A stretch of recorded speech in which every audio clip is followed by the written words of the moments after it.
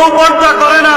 সেক্রেটারির বউ পর্দা করে না, ক্যাশিয়ারের বউ পর্দা করে না, অনেক ইমামের বউ পর্দা করে না, অনেক খতিবের বউ পর্দা করে না, অনেক ওয়াইজের বউ পর্দা করে না, অনেক মুসল্লির বউ পর্দা করে না, অনেক হাজির বউ পর্দা করে না। আল্লাহর কসম হাজি, তোমাকে শোনায় যাই, শুনে রাখো, লেখে রাখো, মসজিদের সভাপতি লেখে রাখো, সেক্রেটারি লেখে রাখো,